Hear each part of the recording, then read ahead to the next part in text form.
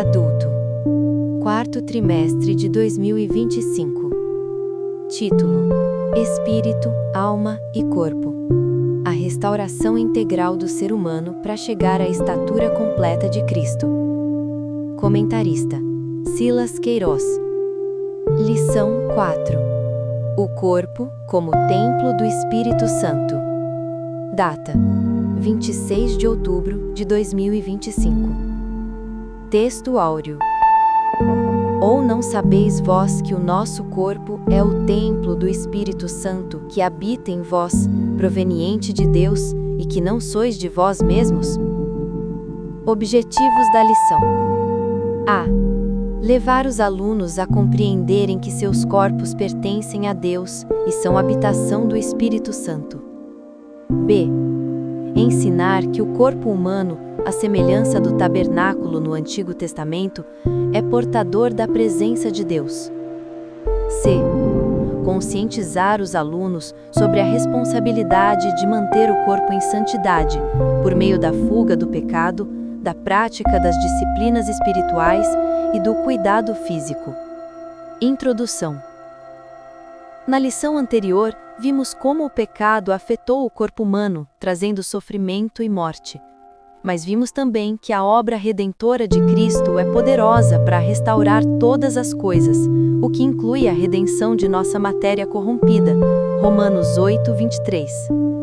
Nesta lição, estudaremos a respeito do corpo como templo do Espírito Santo, enfatizando sua importância e necessidade de cuidado, principalmente quanto à santificação. Corpo, propriedade e habitação divina. 1. Comprado e selado. Assim como o espírito e a alma, nosso corpo também foi comprado por Cristo e tem o selo do Espírito Santo. Isso nos torna propriedade de Deus em todos os aspectos, inclusive o físico, que é literalmente templo e santuário. Como Jesus prometeu aos discípulos: "E eu rogarei ao Pai, e ele vos dará outro Consolador, para que fique convosco para sempre, o Espírito da Verdade, que habita convosco e estará em vós." A expressão "habita convosco e estará em vós" indica dois estados distintos. Antes da morte e ressurreição de Jesus, os discípulos tinham a presença do Espírito com eles. Depois, passaram a tê-lo dentro deles, pela experiência da regeneração, como acontece com todos que nascem de novo. Como propriedade e habitação divina, temos de nos santificar e nos dedicar a Deus por inteiro. Enganam-se os que dizem que Ele quer apenas o coração. 2. Não sabeis vós? A pergunta retórica feita por Paulo aos Coríntios indica que, apesar de ensinados, faltava-lhes uma compreensão espiritual correta acerca da mordomia do corpo. O apóstolo faz semelhante indagação por 4 vezes. Os coríntios eram imaturos e carnais, por isso havia tantos pecados entre eles.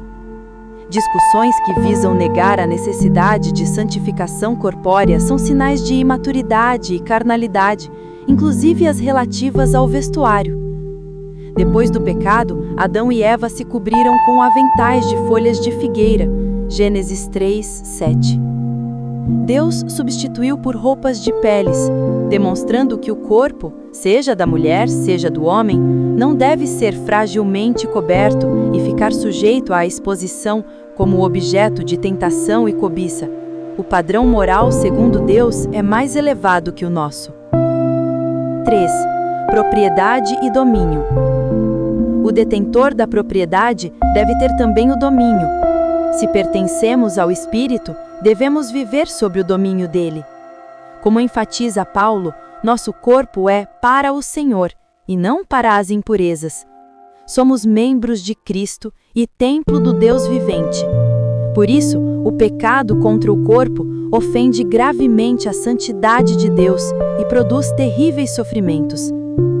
Quando isso acontece, somente um profundo arrependimento e sincera confissão conduzem a uma verdadeira e completa cura e restauração.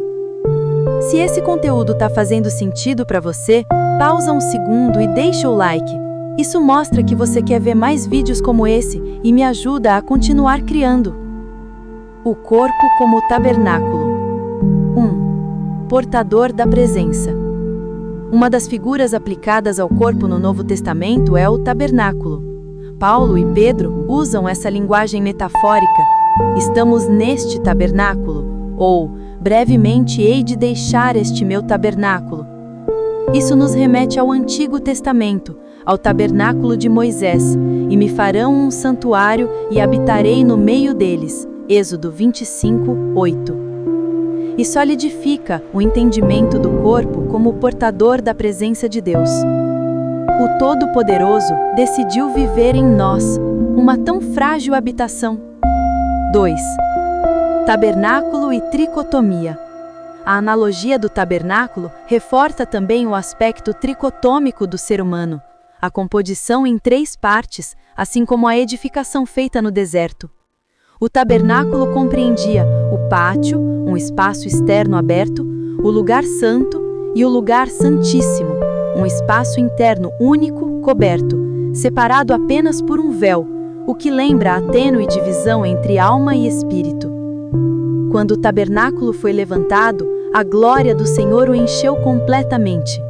Assim é a presença do Espírito Santo na vida do crente, enche-o em sua integralidade, corpo, alma e espírito. Isso se torna ainda mais evidente nas gloriosas experiências pentecostais. 3.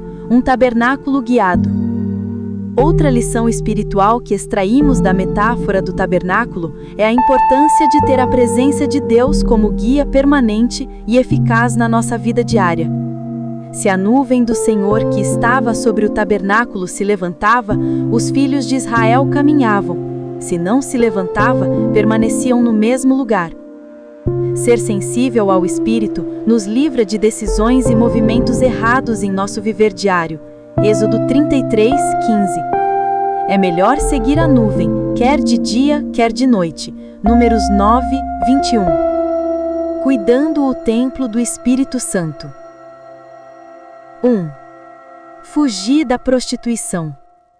O substantivo grego porneia, traduzido como prostituição em 1 Coríntios 6,18, tem um significado amplo, referindo-se à impureza ou imoralidade sexual no sentido geral, ARA e NAA e NVI. Toda a prática sexual fora do casamento está embarcada nessa expressão.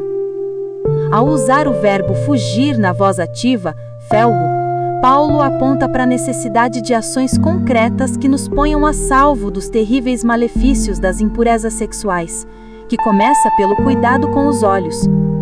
O que vemos e como vemos determina se o nosso corpo será cheio de luz ou trevas. Além dos nefastos efeitos espirituais, os pecados sexuais produzem graves consequências físicas e mentais. A pornografia, por exemplo, tem se tornado um vício altamente destrutivo.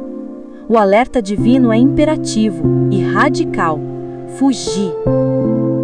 2. Disciplinas espirituais. Para uma vida espiritual plena como templo do Espírito Santo, não basta que os membros do corpo deixem de ser instrumentos do pecado.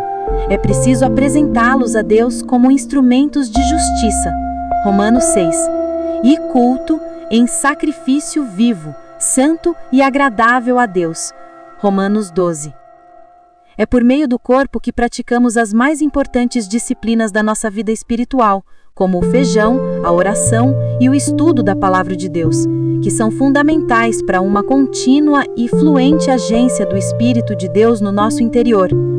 Ele nos guia em toda a verdade, produz em nós o seu fruto, Gálatas 5:22, nos capacita para servir a Cristo e habita em nosso coração como penhor de nossa eterna redenção.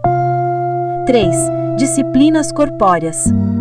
É um contrassenso ter o corpo como templo do Espírito Santo e tratá-lo sem o devido cuidado.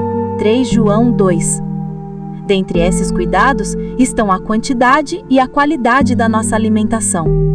Às vezes se afirma em tom jocoso que crente não bebe, mas come muito. Não seria reflexo da falta de moderação de alguns? Além do aspecto alimentar, descanso, especialmente o sono, Salmo 127, 2, e exercícios físicos também são importantes cuidados para o corpo e a mente.